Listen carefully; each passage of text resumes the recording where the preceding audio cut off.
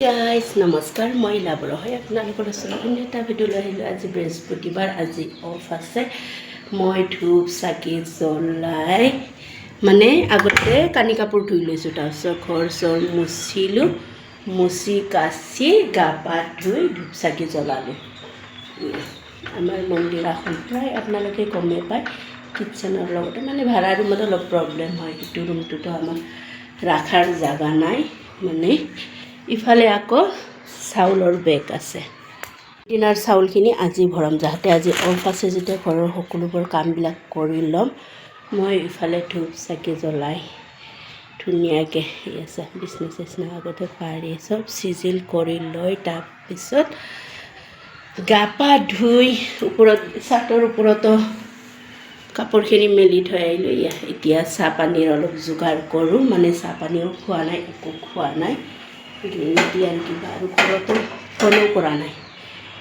ঘৰতো মাক এবাৰ ফোন কৰোঁ, বা তাতে আছে যেতিয়া কঁকালটো কেনেকুৱা পালে কি কথা।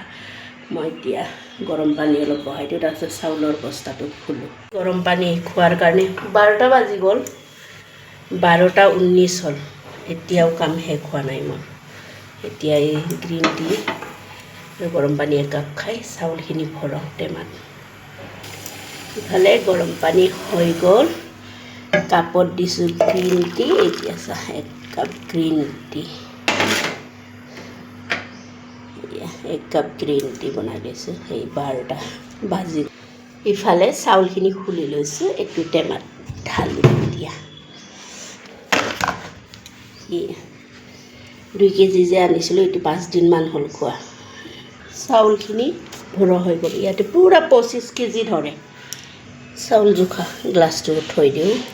এতিয়া চাউলখিনি ঢাকি থৈ দিওঁ, পূৰা 25 কেজি ধৰে। এইটো কাৰেক্ট।